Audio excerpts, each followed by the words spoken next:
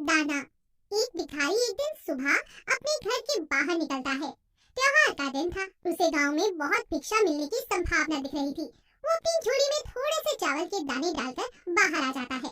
चावल के दाने उसने डाल दिए थे अपनी झोली में, क्योंकि झोली अगर भरी दिखाई पड़े तो देखने वाले को आसानी हो जाती है। उसे लगता है कि किसी और ने भी दिया है। सूरज निकलने के करीब था। मार्ग पर आते ही सामने से राजा का रथ आया हुआ था। भिखारी सोचता है आज राजा से अच्छी भीख मिल जाएगी। राजा का रथ उसके पास आकर रुक जाता है। भिखारी सोचने लगता है, धन्य है मेरा भाग्य, आज तक कभी राजा से भिक्षा नहीं मांग पाया, क्योंकि द्वारपाल बाहर से ही लौटा देते हैं। आज राजा स्वयं मेरे सामने आके खड़ा हो गया है। भिखारी अभी सोच ही रहा था कि अचानक राजा उसके सामने एक याचक की भांति खड़ा हो जाता है और उसे भिक्षा देने की मांग करने लगता है। राजा कहता है, आज देश पर बहुत बड़ा संकट आया हुआ है। ज्योतिषियों ने कहा है कि इस संकट से उबरने के लिए यदि मैं अपना सब कुछ त्याग कर एक याचक की भांति भिक्षा ग्रहण करके लाऊंगा, तभी इसका उपाय संभव है। तुम आज मुझे पहले आदमी मिले हो, इसलिए मैं तुमसे भिक्षा की मांग कर रहा हूँ। यदि तुमने मना कर दिया तो देश का संकट टल नहीं पाएगा, इसलिए तुम मुझे भिक्षा में कुछ भी दे दो।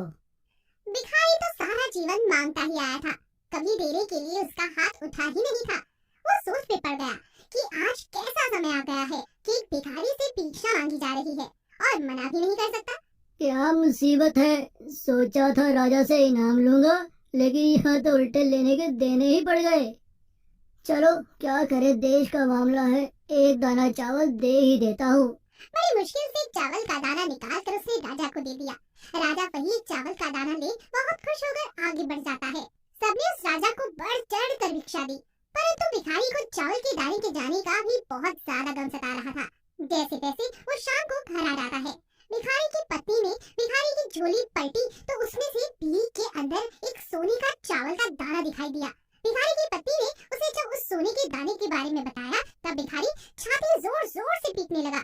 अरे मेरी फूटी किस्मत, मैंने राजा को और कुछ क्यों नहीं दिया, राजा को सारे चावल के दाने क्यों नहीं दे दिए।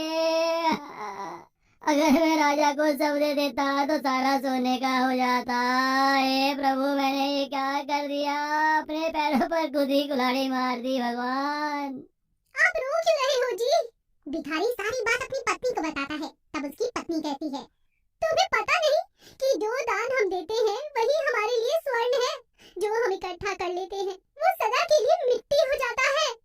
तुम ठीक कह रही हो, आज से मैं भीख मांगना छोड़ दूंगा और मेहनत मजदूरी करके कमाऊंगा और साथ ही दान पुण्य भी करूंगा। उस दिन से उस भिखारी ने भिक्षा मांगनी छोड़ दी और मेहनत करके अपना और अपने परिवार का भरण पोषण करने लगा। जिसने सदा दूसरों के आगे हाथ फैलाया, भीख मांगी, अब खुले हाथों से दान पुण्य करने लगा था। धीरे धीरे उसके दिन भी बदलने लगे। जो लोग सदा उससे दूरी बनाकर रखते थे सब उसके समीप आ गए। भिखारी की जगह अब उसे लोग दानी के नाम से जानने लगे। जिस इंसान की प्रवृत्ति देने की होती है उसे कभी किसी चीज की कमी नहीं होती, और जो हमेशा लेने की नीयत रखता है उसका कभी पूरा ही नहीं पड़ता।